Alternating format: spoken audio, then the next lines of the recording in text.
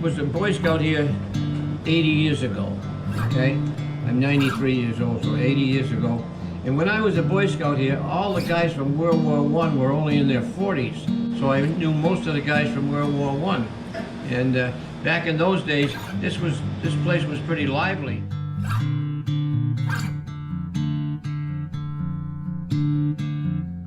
That was built by Langston Millis. For his daughter? His daughter, who married Van Cleek. Oh, And okay. that's why they named the street Van across the Cleek. street Van Cleek Road.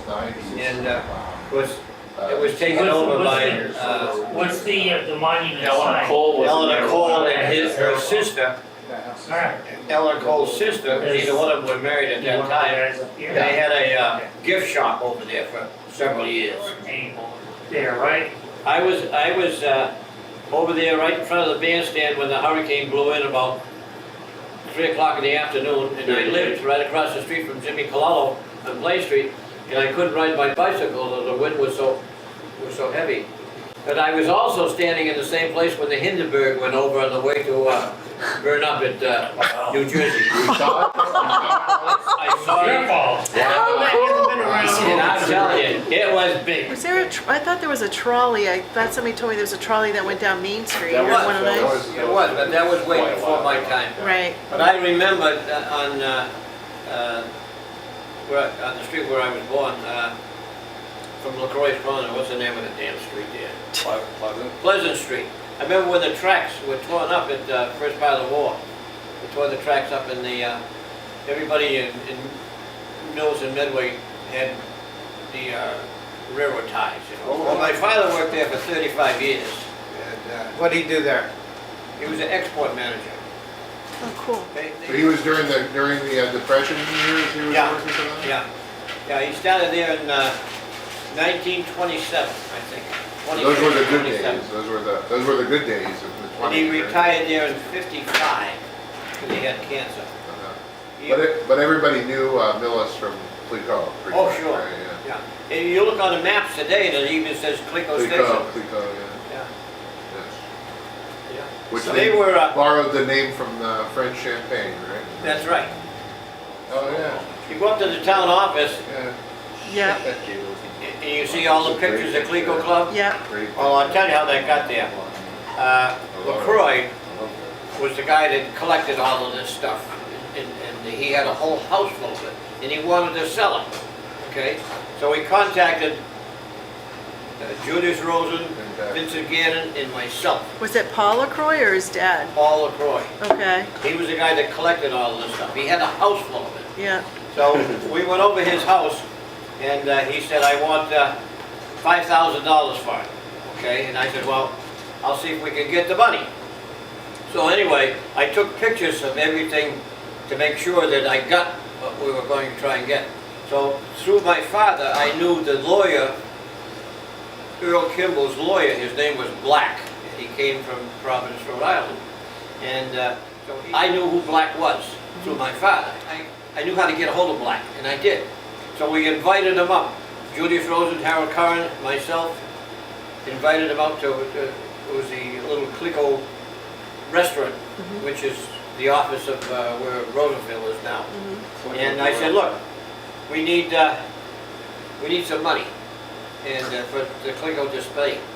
And he said, well, I'll give you half of it. I said, well, that ain't good enough. We need some more. Make a long story short, he gave us the money, and I gave it to LaCroix, and we put all the stuff up. Charlie Becky put it up with me, and Julie Joseph and again, and that's how it got there. That's very cool. And all the stuff on the wall, all the World War II stuff, World War I stuff, I put it all there. That was our room for the chemistry room when I was in high school. Oh, that's That's right. why there's all the glass on the sides. Yep. Did you talk about Rubroid and what you used to make there and What you did. what you did there? And we're not going to talk about the stuff we buried. Well, And they just cleaned up. as I told you, there was some of us in school that we went this in the first part of the war. When we were old enough, you could go to work at 14 years old. They changed the rules, and we worked at we'd go to school at 7 o'clock in the morning and down at noontime, and some people worked in the shoe shops, and I went down and worked at Rubroy. So I learned to, because they didn't have enough people to run everything, I learned to run about it took 30 people to run the roofing machine. It was 400 feet long and 4 stories high. I left there and went into service and came back, and I went on the job. I took this training to be a tool and die maker in Rhode Island, and I was there for about a week. And George Saris, who was the general roofing foreman, came to Rhode Island because he knew me, being there before. He says, I need you up to Rubroy. Can this job come back to Millis? And I did. And I spent 26 years there. And I ran the night shift for years, and I became the general roofing foreman. So anyway, after I quit, Lynn Sand said, hey, we need a superintendent up there to run the quarry. So I went up there, and I was there 3 years, and I learned a lot about explosives, because we used to use a lot of explosives. And so I got into the explosive business. And anyway, I got in a fight with the owner's son, and I got fired. Really? All those Millis had me down there one time going over the years. They wanted to know what was buried there, and I knew what was buried there because I was there. There was 2 freight cars buried down there, asphalt tankers, Really? and I knew where they were. And Are they still there? They No, cleaned they it up dug 'em now, I think. They dug them up. One was out back, and one was by the Was that recently? Really? Oh, GAF had you go back and tell them? Yeah, years ago I did. Yeah. That's so cool. So I wonder, did you see the sign in Niagara that has all the streets? And we were trying to figure out how they could tell where there was a fire. There was like this huge antique sign. It was all handwritten with the street I know. I'm names. the kind of gave. I gave him one. I gave the one downtown. I had a whole bunch of them. No, the Seriously? big wooden one. The big wooden one? No, the cardboard one. Okay. Whoever would report the fire, the first guy would write on the board where it was, and then plug in the whistle, and everybody else that came around all they had to do was look at the board, and They would know where to go. Or if they could. Roach Brothers there was a sawmill there, and right out here, they couldn't get by this square here for weeks because there was a whole pile of big pine trees and they fell down like pickup sticks. Because you didn't have, in those days, they didn't have chainsaws, everything had to be crosscut saws, Yeah. But that's where the wood was cut up, was down there. Oh, they took- Was there an airport in Millis? Up in Isabickies, there were 10 planes at one time, and Which is Oak Grove Farm now. which is over on I was on Ridge Street. Yeah, and it started with a guy by the name of Leo Grasso, who came from Dover, and he had a what they call it, World War I training plane, and he on Exchange Street, and he'd fly over, and he'd whistle. He said, "Holler down, send Shirley," and I'd hear the plane. And he said, "Send Shirley up the field," and the field was Isabickies. So he started flying in because there was enough room to fly that damn thing in there. But at one time there was 10 planes up there, and Ernie Ramsdell and I used to, with our bicycle, used to haul gas from Lips's Tidal station because it was the only station that had white gas in it. And you couldn't have lead gas in those old airplane engines. So we used to haul the gas up there, and Did you get a fly? Did you get a ride? never did. On my 80th birthday, and I'm now 93 years old, so it's 13 years old, and we were asked, the Legion was asked for the fellows to go up to the school and talk to the assembly about our involvement in World War II. And so there was 2 fellows ahead of me, and of course they got a little bit bored listening to it, and so it was my turn. I was the last one, and I said that I'm going to deviate somewhat. I'm going to tell you what Millis was all about during World War II. And so I started off, and this is my speech, and I thought it might be interesting because there's a lot of history in it. And it says, "Teachers, students, ladies and gentlemen, my name is Edward Bud Shropshire, and I am a townie. In a few months, I am fortunate I celebrate my 80th birthday.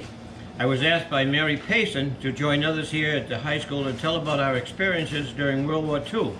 This in itself is fitting, for tomorrow is Veterans Day. However, I'm going to deviate from the norm somewhat and tell you what life was all about in Millis during World War II years. President Roosevelt declared war on the Axis powers December 9th, 1941, and again on Japan after the Japanese attacked Pearl Harbor on December 7th, 1941. During his radio speech to the nation on December 9th, this is what he said: "Every citizen in every walk of life shares the same responsibilities.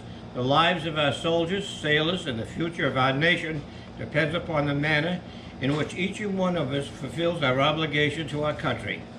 First," he said, "we must speed up all existing production by working 7 days a week, 24 hours a day, and that will include industries that produces all the raw materials, and my friends, and that's what we did."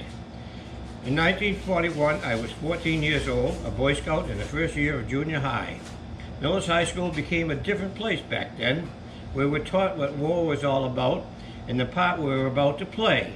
In the corner of the school hallways was a large container filled with sand and contained a shovel. We were instructed that if a incendiary bomb were to come through the building, we were taught to pick it up with the shovel and deposit it in the sand. Incendiary bombs contained phosphorus, which burns with great heat and very difficult to extinguish. They were dropped from airplanes in clusters for the only purpose of starting fires. In the auditorium, we were taught to march and instructed on the manual of arms with wooden guns. There were 2 airplane identification stations in Millis. Their purpose was to identify aircraft flying over Millis and to call into Central with the information on the type of plane and the direction it was going. One station was located on the roof of the Millis High School, and the other was on a tower on the Christian Herder Farm.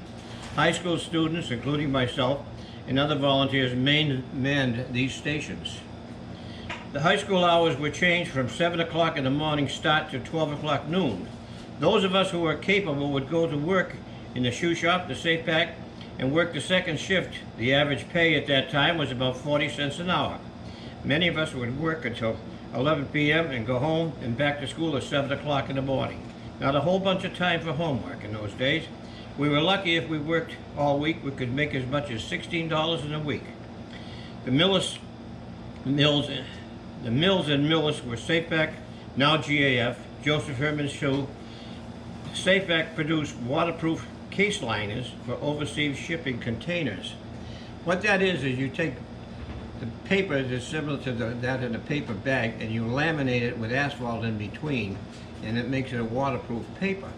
And then they would put it on large, at that time we had hired around 50 gals that I can remember, and they would put the paper would be cut in pieces, and the gals would put it on the table and they'd fold it to fit the containers for overseas shipping. That's what they did. Okay. We employed about 100 women to fold and crease the liners in various shapes and sizes. A separate section of the complex produced roofing shingles and roll roofing. This material was used to build Army camps such as Camp Edwards on Cape Cod and Camp Devens in the western part of the state. The Joseph Herman Company produced shoes for both the Army and Navy dress and work boots. They operated 7 days a week, 24 hours a day, 7 days a week during the years from 1941 to 1945. Because we used to come up from Plain Street where I lived and stand on the wooden bridge, and you could hear the stitching machines tack tack tack tack tack tack all day long and all night long. The Boy Scouts and Girl Scouts would go door to door and ask people to donate various materials for the war effort. The Millis Legion would sponsor many of these scrap drives. We would collect aluminum, copper, scrap iron, paper, and cloth. This material was deposited at the railroad station. Where it went from there, I just don't remember. What we did was, I can remember my Aunt Lillian Mott, whose husband was in the service. She had a 32 Chevy, and she would pick us up and we'd go door to door, and I can remember going up by Glen Ellen to a house where whoever lived there, and a woman gave me brand new pots and pans that were aluminum so she could donate to the war effort. And a lot of people did that. There were many women who donated their time making different types of bandages for injured troops.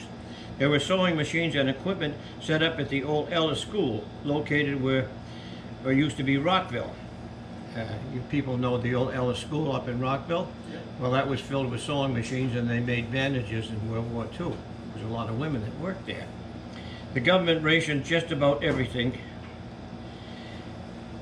Each city and town had their own rationing boards. These boards contained a group of people selected to expedite the rationing as fair as possible. Food stamps were issued in small booklet forms. I should have brought some in because I have them. They were cardboard-like design and contained red stamps for meat and blue stamps for produce, sugar, butter, etc. Gasoline was a high priority. On your automobile, if you had one, you were issued a letter that would paste on your windshield, the lower right-hand corner. It would be a letter A through F, just like your inspection sticker is today. If you had an A book, you were allowed 3 gallons of gasoline per week. How much was gas? 8 gallons for $1 when I was there. 8 gallons for $1. If you worked in an central war industry, you would be issued a B, C, or D, or even E book based on the length of travel. Oh yes, if you had a 4-passenger automobile, you were required to carry 4 people. I was stopped several times with my 32 Chevy, and I just had one person with me, and they wanted to know why I was stopped and where I was going. That was done all during the war at that time. I'm here to tell you that when it came to gas rationing, it was bartering, conniving, swapping, stealing, and much more. In high school, I had a 32 Chevy Coupe, one of 3 cars in the school at that time, and I had an A book. When you went to the filling station attendant would take one of your stamps. Gas rationing was never a problem for me because after school I worked at the Safe Pack, which is Rubroid, where the asphalt was delivered by trucks from the seaport of Rhode Island. It was, I forget the name of the company. And when they would come down with their truckloads of asphalt, they would let us go out and siphon gasoline out of their trucks. So we had more gasoline than we knew what to do with. And automobiles tires were at a premium because of rubber was the most essential for fighting equipment. Rubber tires for trucks, jeeps, tanks, treads, coats, boots, and much more. Rubber was imported from South America. Incidentally, I'm sure that you know that it was Henry Ford that bought several thousand acres down in South America to plant rubber trees to try to help in the rubber, to produce rubber in those days. Rubber was imported from South America, and synthetic rubber called butane hadn't been invented until 1942, and that's what tires are made out of today. Rayon was invented in about 1916. Nylon and the polyproducts hadn't been invented yet, so wool, cotton, and rayon were the essential for most all the clothing. Women's silk stockings were almost impossible to come by because silk was used to manufacture parachutes for our troops. Even the silkworms were required to work time and a half. Page 3. Bear with me, kids. All right. Blackouts were the law of the land. All lights and non-essential areas were to be shut down at night. Headlights on automobiles were painted black halfway down the lens as to lessen their glare. Each town street had its own air raid warden. His job was to walk through the neighborhood at night and make sure each house had its shades pulled all the way down. Some of our ships just offshore were torpedoed by German submarines because of the silhouette caused by the lights on shore during the first years of the war. And that, my friend, is pretty much what Millis was all about during the war years. Now for the fun part.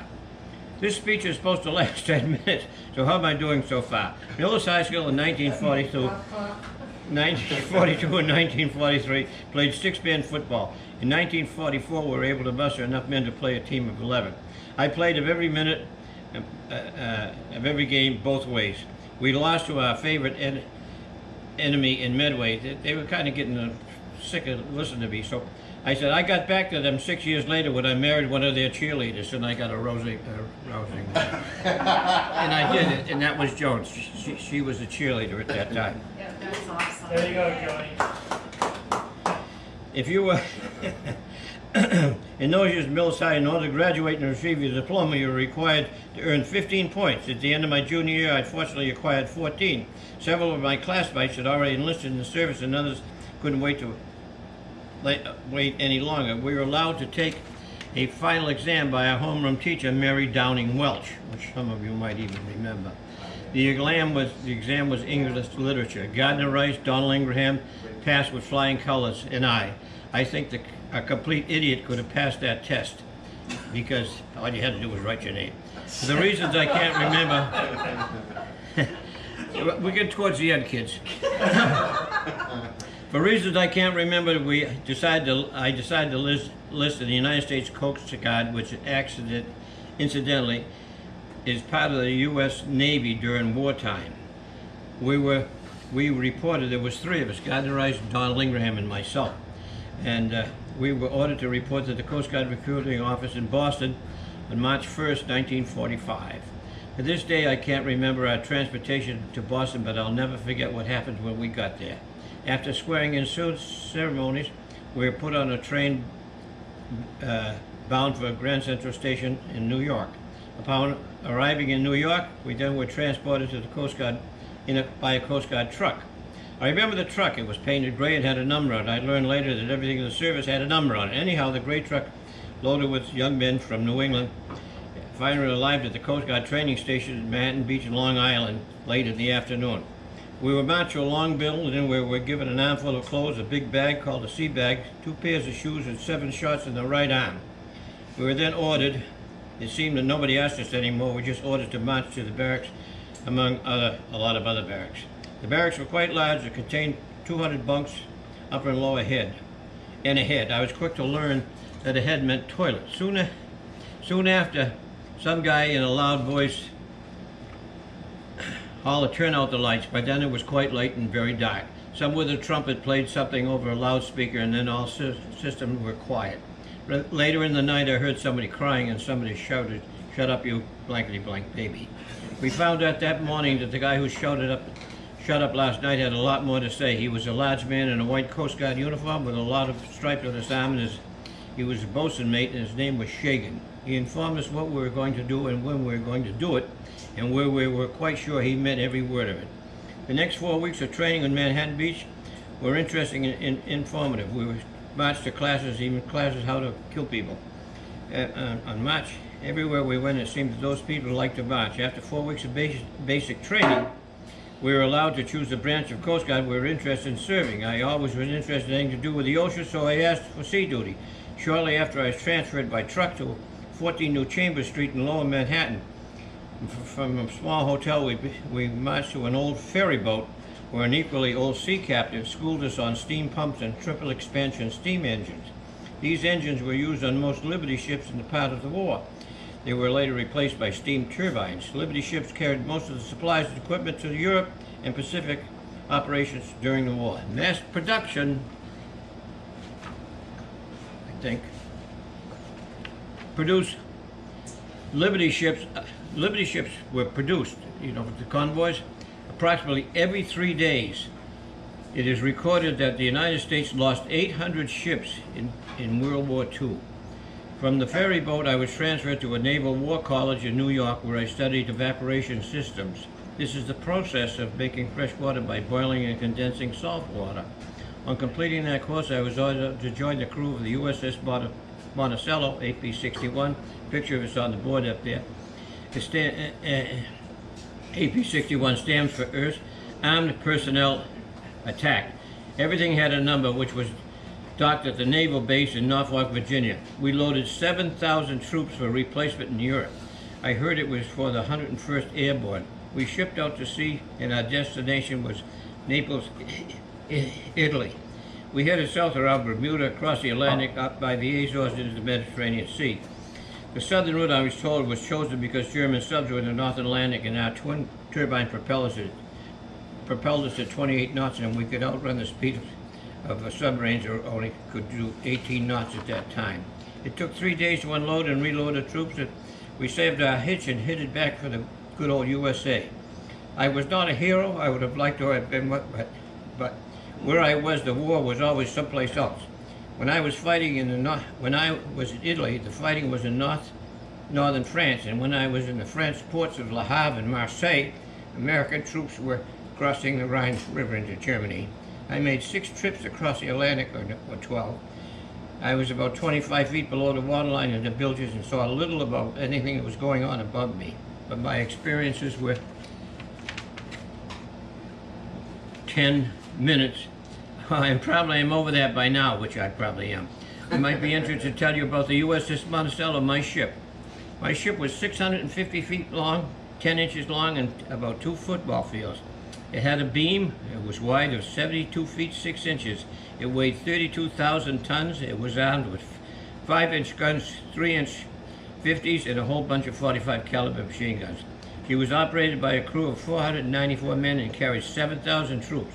And on my watch, we ferried 42,000 people across the Atlantic Ocean. In closing, I'd like to tell you about an enjoyable experience in my wartime career was when we returned from Europe and entered New York Harbor past the Statue of Liberty and docked at Pier 8 with our troops. They had spent the past 3 years fighting for the freedom that we all enjoy today. Bands were playing, mothers were there, wives and girlfriends were waiting. Wow, what a reunion, I'll never forget it. And then the end. Parts of interest. United States Coast Guard, formerly named the Cutters, was commissioned by George Washington October 4th, 1790. The Coast Guard fought in every major war since the beginning of the Declaration of Independence. In World War I, the Coast Guard lost more men proportionally than any other branch of the service. World War II, 230,000 men and 10,000 women served as part of the United States Navy. We manned 351 naval ships, 288 army vessels, and 802 landing craft. On January 1st, the Coast Guard was returned to the Navy Department. In conclusion, can this insanity ever end? Yes, it can. As I look back over the microphone, I see the youth of America. You, the Boy Scouts, Girl Scouts, and all the young people are better educated, smarter than my generation ever was. The future of this world belongs to you.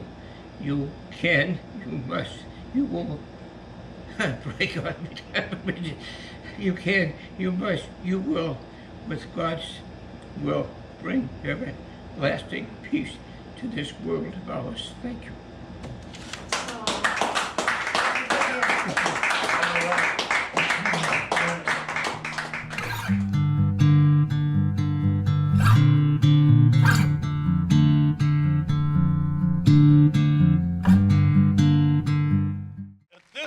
It is my pleasure to call upon Edward Shropshire, a World War II veteran of the United States Coast Guard in the European Theater of Operations.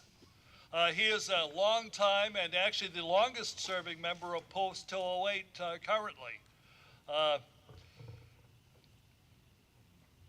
Former Legionnaire Shropshire, I present you.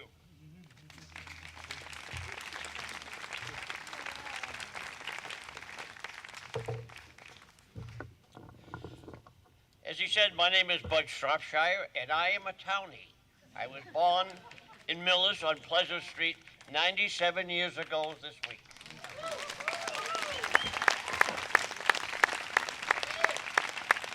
I am going to deviate somewhat from the regular Memorial Day speeches and tell you what Millis was all about during World War II. And World War II was unique, in my opinion, because of the total commitment of every citizen in this country. President Roosevelt declared war on the Axis powers December 9th, 1941, and again on Japan after the Japanese attacked Pearl Harbor on December 7th, 1941. During his radio speech to the nation on December 9th, this is what he said.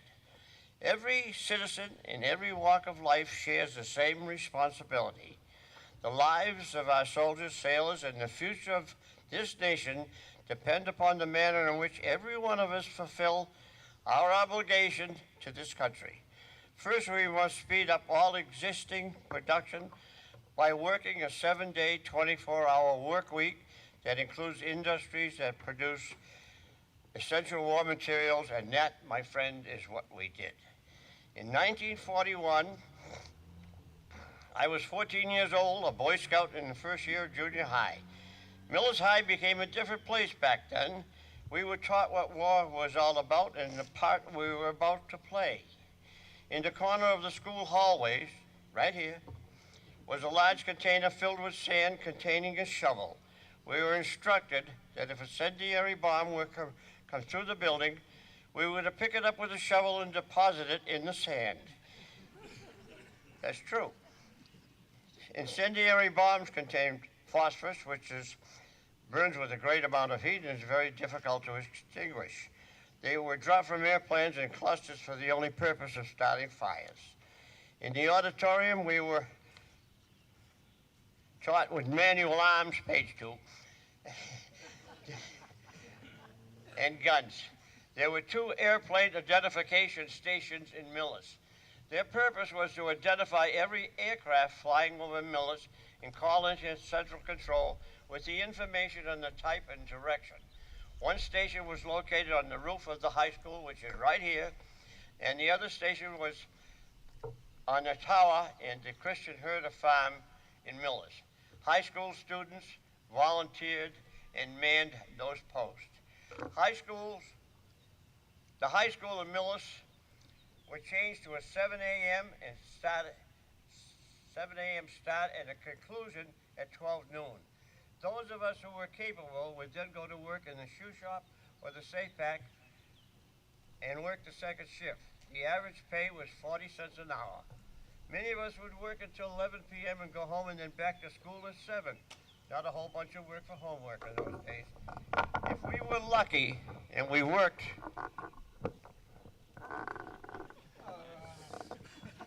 thank you very much. No good deeds are go unpunished.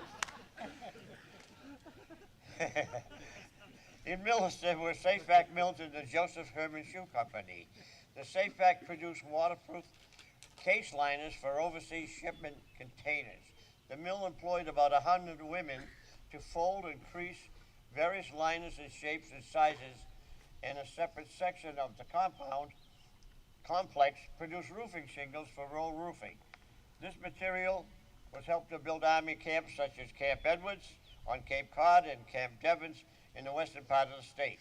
The Joseph Herman Shoe Company produced shoes, both Army, Navy, and work boots. They operated 24 hours a day, 7 days a week, until 1941 to 1945.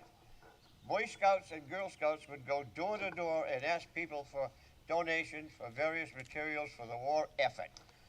The Millis American Legion would sponsor many of these drives. We would collect aluminum, copper, scrap iron, paper, cloth, and this material was deposited on the railroad flat car in Millis, and where it went from there, I don't even know.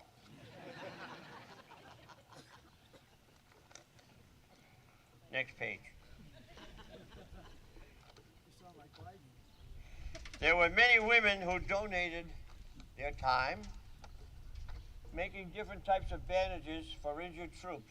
There were sewing machines and equipment set up in the old Ellis School in Rockville, and where we used to call Rockville. My mother worked at the now at Bendix Aviation Corporation making airplane parts. The government rationed of about everything. Each city and town had their own rationing boards. These boards contained a group of people selected to expedite rationing as far as possible. Food stamps were issued in a small book form. They were cardboard-like design and contained red stamps for meat and blue stamps for produce, sugar, butter, gasoline, etc. Gasoline was a high priority. On your automobile, if you had one, you were issued a letter that you'd post on your windshield or in the lower right-hand corner. It could be a letter A through F. If you had an A book, you were allowed 3 gallons of gasoline per week. If you worked in the essential war industry, you would be issued a B, C, or D based on the length of travel. Oh yes, if you had a 4-passenger automobile, you were required to carry 4 people. For instance, if you worked at Fall River Shipyard in Quincy, you would be issued an E-book for essential travel. An F-book was for farming. Automobile tires were at a premium because they were most essential for our equipment. Rubber tires for trucks, jeeps, tank treads, coats, boots, and much more. Raw rubber was imported from South America. Synthetic rubber, called butyl, was not invented until 1942. Rayon was invented in 1916. Nylon and the poly products hadn't been invented yet, so wool, cotton, raiment were most essential for the war effort. Next page. Women's silk stockings were almost impossible to come by because they were used to manufacture parachutes for our troops. Even the silkworms had to work 24/7. That's supposed to be a joke. Blackouts were the law of the land. Next page. All lights in non-essential areas were to be shut down. The headlights of automobiles were painted black halfway down the lens to lessen the glare. Each town had its own air raid warden. His job was to walk the neighborhood at night and make sure that each house had the shades pulled all the way down. Some of our ships just offshore were torpedoed by German subs because of the silhouette caused by the lights on shore during the first years of the war. That, my friends, is pretty much what Millis was like during the war years. We're not done yet. Now for the fun part. My speech is supposed to last 10 minutes. How am I doing so far? Millis High School was able to muster enough men to play a team of 11. I played every minute of every game both ways. We lost to our favorite enemy, Medway, 7-6. I got back at them 6 years later when I married one of their cheerleaders. That, incidentally, was 72 years ago.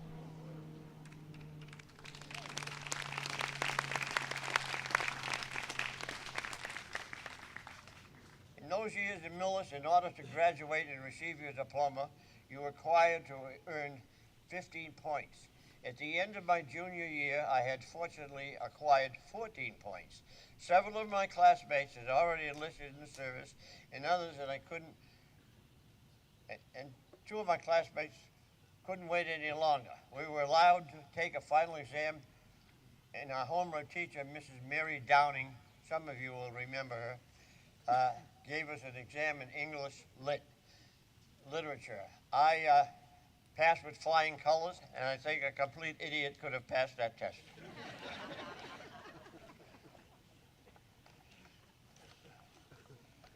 Okay. Next page.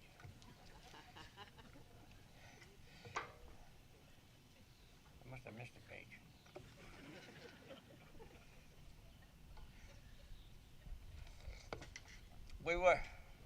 The next 4 weeks of training at Manhattan Beach were interesting and informative. We marched to classes, and we even had a class on killing people. We marched everywhere we went. It seemed like those people just liked to march. After 4 weeks of basic training, we were allowed to choose the branch of Coast Guard we were interested in serving. I was always interested in anything that had to do with the ocean, so I asked for sea duty.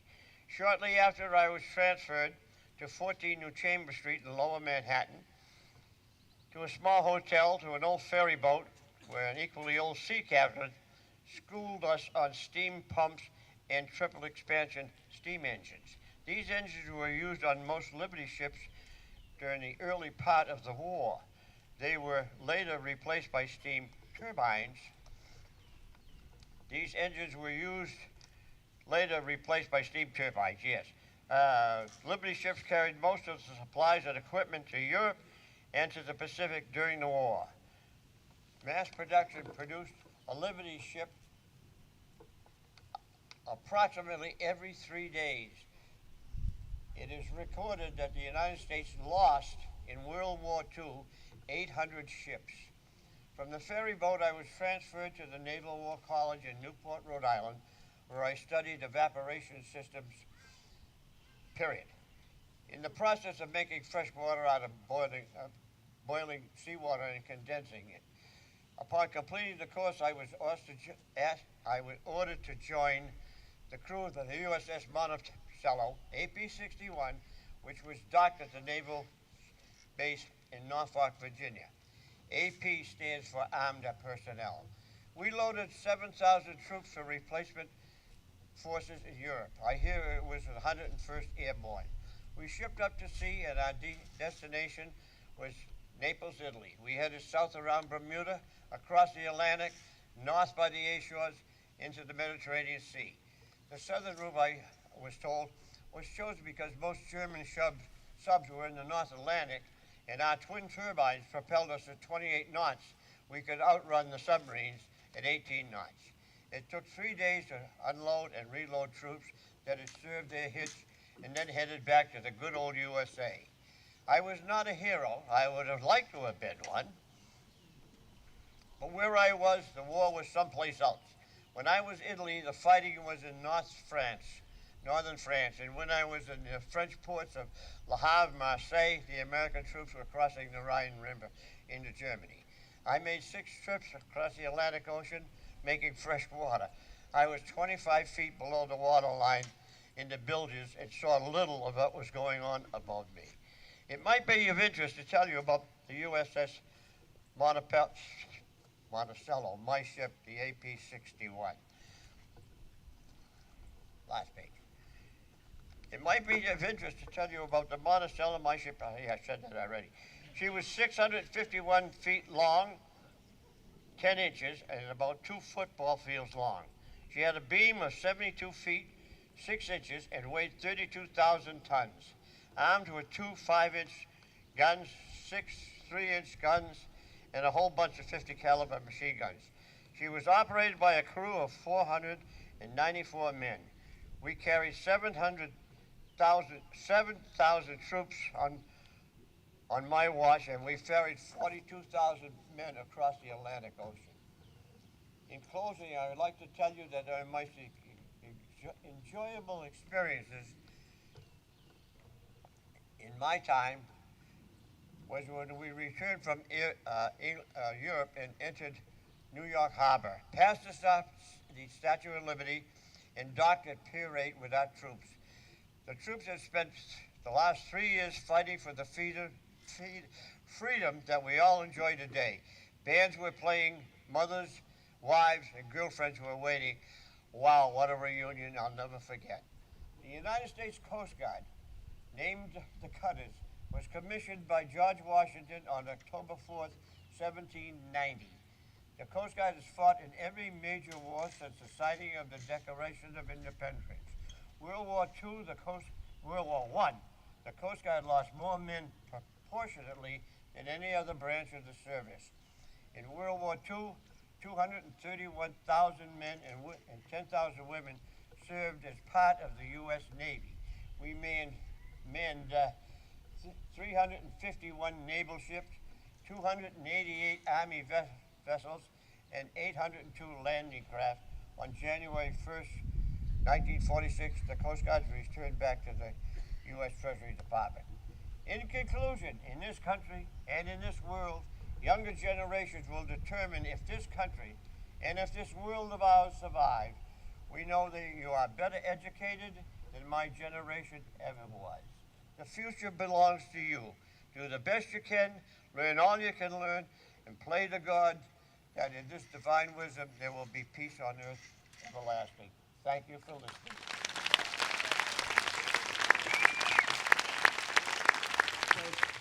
I want to tell a story tonight that might take 4 or 5 minutes. We're remembering Buddy Shropshire today. He passed away a week ago Sunday. He was going to be 97 years old in June, and he was a long lifer, Millis Townie, Coast Guard, World War II veteran, and just an all-around terrific guy. And I want to tell a story about him that I think tells you everything you need to know about who Buddy Shropshire was. So, when I was running for select board 3 years ago, somebody said, Ellen, you should go down to the Legion. Every Thursday morning they have a brunch. Go down to the Legion, introduce yourself to the veterans down there. Okay, I say. And I go down to the Legion, and I knew Buddy from growing up. He was in my mother's class here in Millis, graduating class. And I knew him, and I knew a few other people. And I go down, and I start to go down every Thursday morning. And we're getting into May and June, and I got elected, thank you. And I'm still going down, and Buddy says to me, Ellen, he says, the cane. Do you know where the cane is? I go, I don't know what you're talking about. For Christ's sakes, Ellen, the cane, the Boston, block his ears, the Boston Post cane. You don't know anything about it? I go, what's the Boston Post? Oh, for Christ's sakes, Ellen. It's the cane they gave out. The Boston Post was a magazine back in the 20s, 30s. They gave out, I don't know, 1,000 canes to towns in New England. And Millis got one. And it was the duty of the board in Millis, or governor, whoever's in charge, to give it to the oldest living citizen. And then it gets passed down forever. And do you know anything? I said, I don't know where, do you know where it is? I said, I don't know where it is, buddy. Oh, for Christ's sakes, Ellen. I know where it is. I go, okay, why don't you share it with me? It's a town hall. It's town hall, it's in the safe. I go, there's a safe in town hall? For Christ's sake. Honestly, by the end of the conversation, I thought he thought my name was for Christ's sakes, Ellen.